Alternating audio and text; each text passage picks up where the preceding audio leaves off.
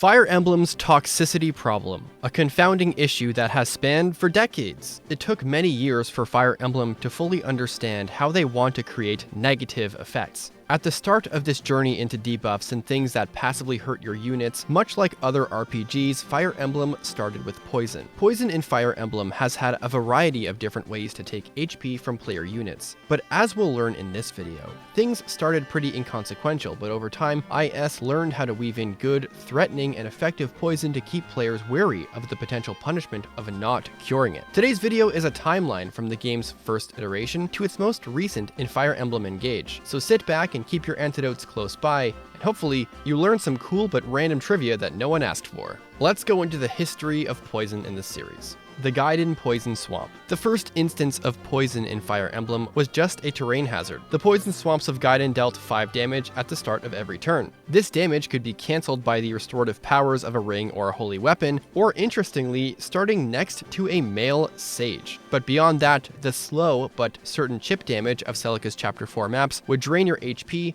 while leaving enemies healthy. The weaker poisons. Thracia through Radiant Dawn. For the next 6 games, the poison status existed in Fire Emblem, but it was not that good. From Thracia through the GBA games and Tellius, poison was a status that could be applied to any unit that was struck by either a poisoned weapon or by a map tile effect such as the poison jets in Chapter 12X of EV6. Poison lasted 5 turns except in Thracia where it never wore off, and dealt very low points of damage at the start of the poisoned unit's phase. In total, it's generally between 5 and 15 damage, which definitely adds up over time, but it is so minor that spending a turn to use an anti-toxin or a restore staff was generally not even worth the action unless there was literally nothing better to do. This poison could kill, however, nothing feels more embarrassing than losing a unit to poison damage. Like, how are you doing that? If you did want to cure poison, an anti-toxin restore staff or the S-rank full heal staff of any game could be used to cure the status. Thrones in the GBA games could also cure poison, though this rarely came into play as you never got to play with poison weapons and enemies rarely had them in maps with a throne. The boon ability in Path of Radiance and Radiant Dawn would also restore any status, including poison, at the start of turn to any units next to the unit with boon. Radiant Dawn also introduced Panacea, another status restoring potion, as well as Micaiah's Sacrifice, restoring status to normal.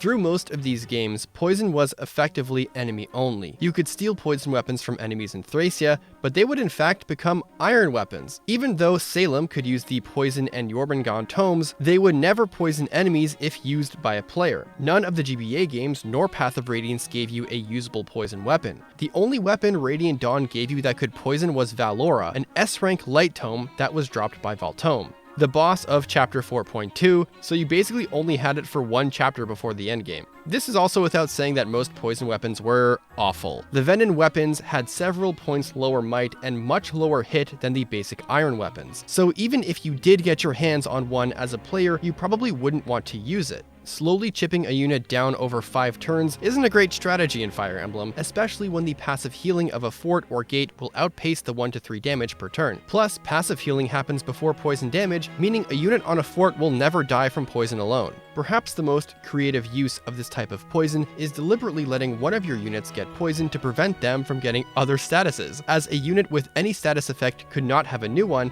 such as Sleep, Silence, or Berserk being inflicted upon them. That said, it was very rare to have poison weapons on enemies in chapters with enemy status staffers, so even this tactic is pretty much only used in hacks. Fire Emblem Fates. Poison as an attack skill. After not including poison in either the DS-era remakes or Awakening, Fire Emblem Fates took the concept of poison and transformed it. While the poison status doesn't exist in the same way it used to, there are 2 different things that use the term poison in the game: Poison Pots and Poison Strike. Poison Pots. In Chapter 12 of Conquest, there is a map tile called Poison Pot. When broken, it inflicts a random status ailment on all units within 2 tiles of the pot, ranging from having a unit's max HP for the rest of the chapter to inflicting a stat debuff or stunning the unit. While some effects were temporary and just worn off over time, the max HP reduction was permanent for the chapter, basically acting as a hexing rod, with Fates having no restore staff or any other ways to cleanse the status. And Poison Strike. The second and arguably more direct version of poison as a concept in Fates comes in the form of the Poison Strike skill. Learned by ninjas at level 10, a unit with Poison Strike will cause any unit it initiates combat against to take damage equal to 20% of their max HP at the end of combat, assuming the unit with Poison Strike survived. This damage happens regardless of anything else, including whether the attacking unit dealt damage or even hit. Fates also had two other skills that worked similarly. Grisly Wound is a level 15 Wolf Sanger ability that has the same effect but activates no matter who started combat. And Savage Blow is a level 5 Malignite ability that deals 20% damage of their HP to the target and the target's allies within 2 tiles. What's more, these skills stack. These abilities can't kill, but by stacking these skills together, even the most impervious tanks can be reduced to 1 HP and finished off by anything that can harm them. Poison Strike, despite not being able to kill by itself, is far more dangerous of a tool than the old Poison status. Conquest Lunatic loves to put Poison Strike on Faceless, Ninjas, and more throughout the whole game, just wearing the player's units down with guaranteed damage. If you can't either heal right away or kill the poisoning unit first, your units can be very easily killed at any time. Shadows of Valentia. In Shadows of Valentia, poison returned as a status effect, as well as in the Chapter 4 Poison Swamps from Gaiden. A handful of weapons, mostly used by monsters, had the ability to poison targets hit by them. The poison status in Shadows of Valentia dealt 10 damage at the start of the turn, but could not kill a unit, instead reducing them to 1 HP. This damage could add up over time in longer fights, especially considering there are no ways of curing poison in Shadows of Valentia, but since it couldn't kill, you could safely retreat the unit and they wouldn't die unless sniped by another enemy. In an interesting twist, the player could obtain poison weapons as well. In certain floors of Thebes, you can find rusted weapons that can be reforged into venom weapons. These weapons could not be upgraded, and they had no combat arts on them, but they did have the poison skill. However, as these weapons were only available in the post-game and were generally weaker than any other weapon you could use, there was basically no reason to use them. And the strongest enemies in the game, such as the Creation at the bottom of Thebes, were immune to status effects anyway, so you couldn't even use poison to chip down the scariest bosses the game had.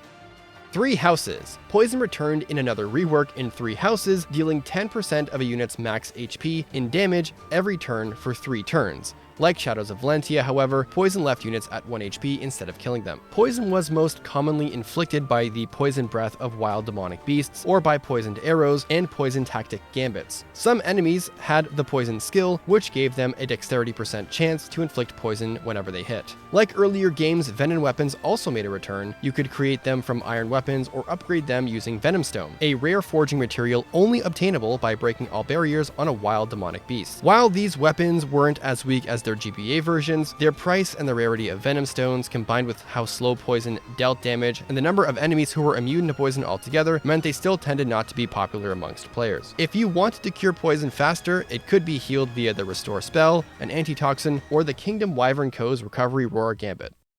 Engage. Poison as a damage debuff. Fire Emblem Engage took poison in another unique direction. Instead of dealing damage itself, the poison status would increase the damage a unit took from any other attack, excluding chain attacks and map effects, by adding true damage on top of the base damage dealt. Poison also would stack, adding 1 stack for every round of combat where a unit was dealt damage by a poisoning weapon, with the exception of dealing 0 damage not adding a stack. If a unit had 1 stack of poison, they would take 1 extra damage from each hit. At 2 stacks, they would take 3, and at max 3 stacks, they would take 5 damage. Poison was inflicted by all daggers, Venomous, the S-rank Smash Lance granted at rank 5 in Farinea, and the Venom Blast Cannonball, as well as by poison jet traps in Hector's Divine Paralogue. Marth's Divine Speed bonus attack could poison if used by a covert unit, and the 3 House Lord's Bracelet Poison Gambit command, when synced with Claude, could poison as well. Armor-type units, with their huge defense, tend to avoid taking damage from covert units, but like others, if they take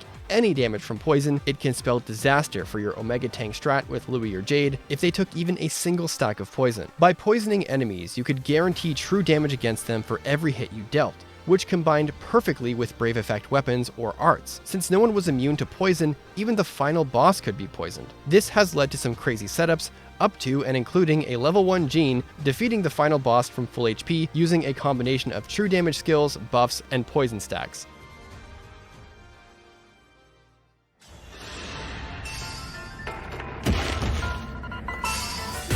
I know just where to strike! Poison in Engage also never wore off. If you wanted to cure it, you would need to use an antitoxin, a restore staff, Micaiah's Great Sacrifice on a Chi Adept, or have Tiki's Life Sphere or Camilla's Detoxify skills from the DLC.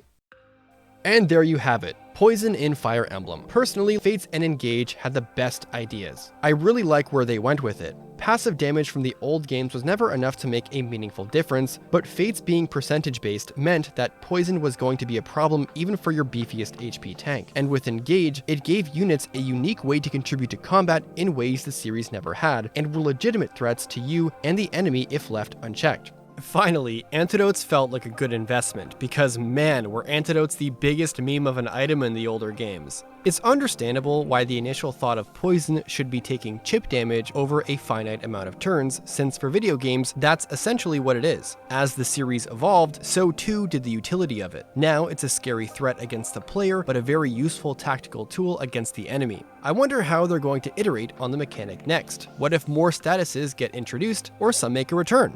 Only time will tell. That will do it for today's video. Please make sure to leave a like and comment down below, as they both help this video get found in other people's recommended feed. Thanks for watching. Deuces.